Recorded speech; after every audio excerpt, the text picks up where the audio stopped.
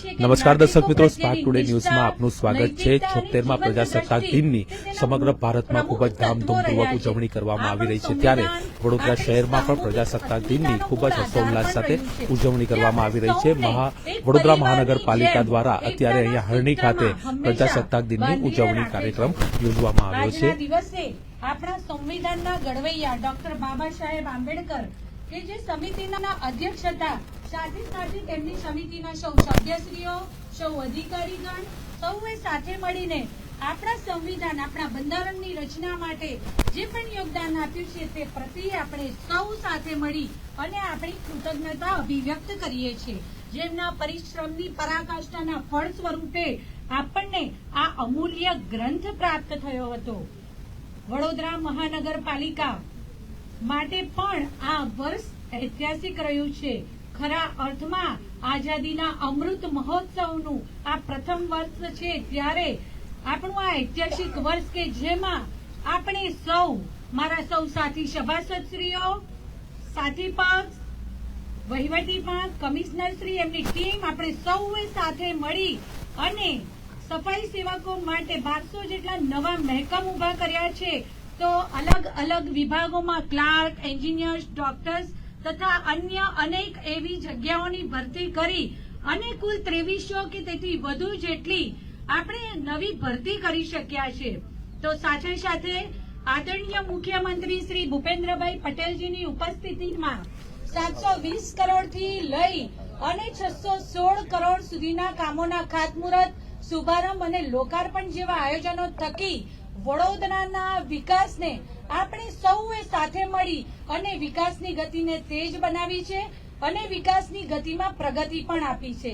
ત્યારે સૌ નાગરિકોને મદદ થવા માટેની પૂરેપૂરી પ્રતિબદ્ધતા, પોતપોતાના વિસ્તારનું પ્રતિનિધિત્વ કરતા આપ સૌ મારા સાથી સભાસદશ્રીઓ વડોદરા શહેરના સર સયાજીરાવ સભાગૃહમાં ભેગા મળી અને પોતપોતાના લોકોના વિસ્તારના લોકોની સમસ્યાઓની રજૂઆત, લોકોના પ્રશ્નોના નિરાકરણ માટે હંમેશા પૂરેપૂરી પ્રતિબદ્ધતાથી આપણે સૌએ સાથે મળી અને નિર્ણયો પણ લીધા છે।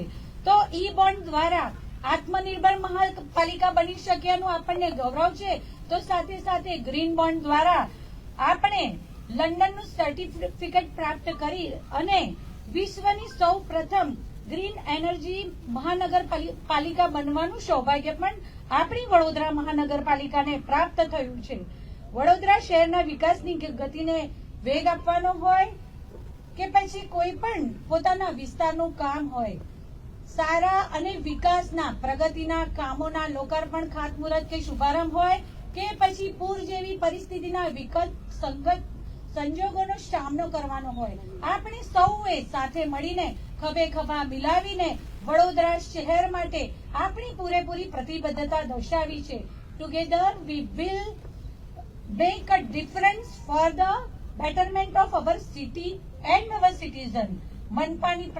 મહાનગરપાલિકાની પ્રણાલિકાઓ અને પરંપરાઓને યથાવત રાખીને આપણે સૌ એક સૂત્રતા સાથે જ્યારે કાર્ય કરી રહ્યા છે, ત્યારે હું આપ સૌનો આ સતત સાથ વિકાસની દિશામાં પ્રગતિ માટે સૌના સાથ સહકાર બદલ આપ સૌને વંદન કરું છું, અભિનંદન કરું છું।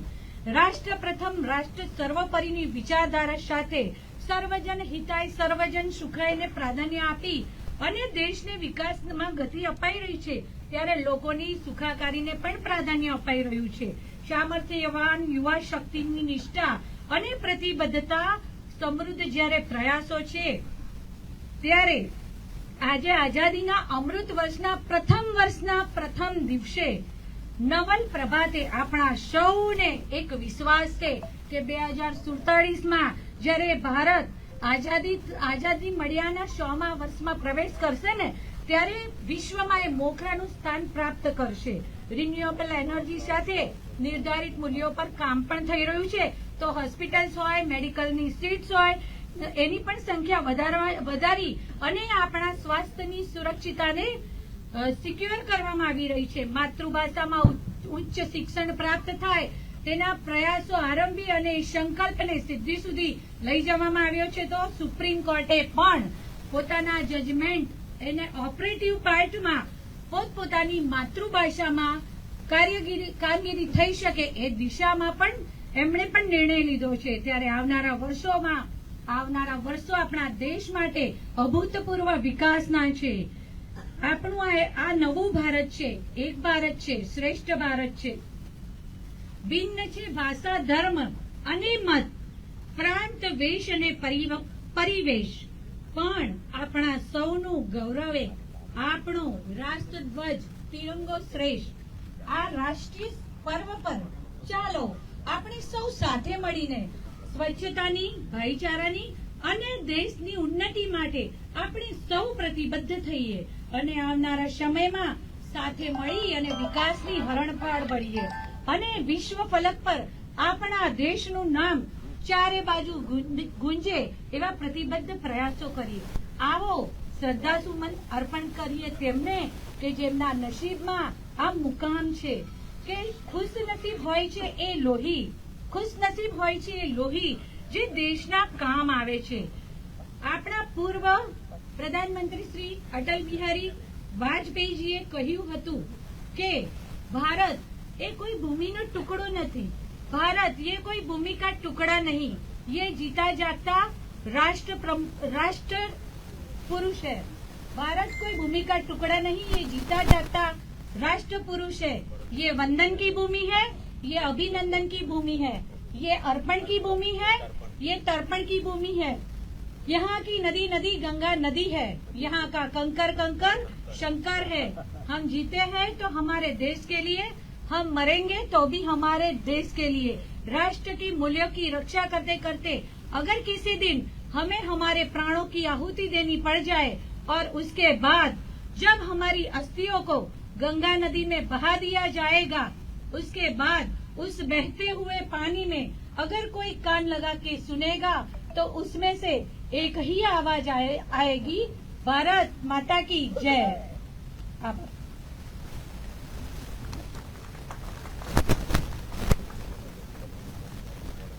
धन्यवाद. आभार माननीय मेयर श्रीमती પિંકીબેન સોની. 76મા પ્રજાસત્તાક પર્વ ગણતંત્ર દિવસ પર આપે જે અભિભાષણ આપ્યું છે ફરી વખત આપનો આભાર માનીએ છીએ. મંચનો કાર્યક્રમ પૂર્ણ જાહેર કરીએ છીએ. આપણી સાથે વડોદરાના પ્રથમ નાગરિક મેયર પિંકીબેન સોની છે, તેમની સાથે જ વાત કરીશું. બેન, શું કહેશો? આ વખતે પણ ખૂબ જ હર્ષોલ્લાસ સાથે પ્રજાસત્તાક દિનની ઉજવણી કરવામાં આવી તરીકે ઉજવવામાં આવી રહ્યું છે. પ્રજાસત્તાક દિન આપણા સૌના માટે, આપણા સૌના માન, સન્માન અને ગૌરવનું પ્રતીક પણ છે. ત્યારે આ રાષ્ટ્રીય તહેવાર સ્વાભાવિક રીતે જ સૌ કોઈ માટે આનંદ, હર્ષ અને ઉલ્લાસનો જ તહેવાર કહી શકાય.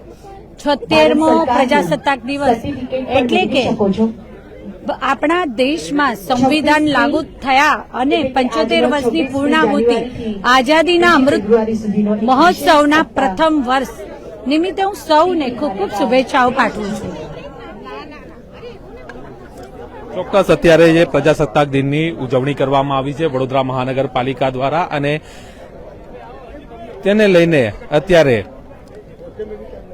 આ કાર્યક્રમનું આયોજન કરવામાં આવ્યું હતું. વડોદરા મહાનગરપાલિકા ખાતે હરણી ખાતે આ કાર્યક્રમનું આયોજન કરાયું હતું અને વડોદરા સહિત સમગ્ર દેશમાં જ્યારે 76મા પ્રજાસત્તાક દિનની ઉજવણી કરવામાં આવી રહી છે, વડોદરા ખાતે પણ અલગ અલગ સંસ્થાઓ, ધાર્મિક સંસ્થાઓ, તમામ જગ્યાઓ પર આ કાર્યક્રમનું આયોજન કરવામાં આવ્યું છે. હર્ષોલ્લાસ સાથે ભારત દેશનો તમામ નાગરિક અત્યારે આ પર્વને માણી રહ્યો છે. ત્યારે સ્પાર્ક ટુડેના માધ્યમથી અમે પણ 76મા પ્રજાસત્તાક દિનની આ તમામ દર્શકોને ખૂબ ખૂબ શુભેચ્છાઓ પાઠવીએ છીએ. કેમેરામેન રાહુલ કપ્તાન સાથે Paresh Makwana, spark today news, Vadodara.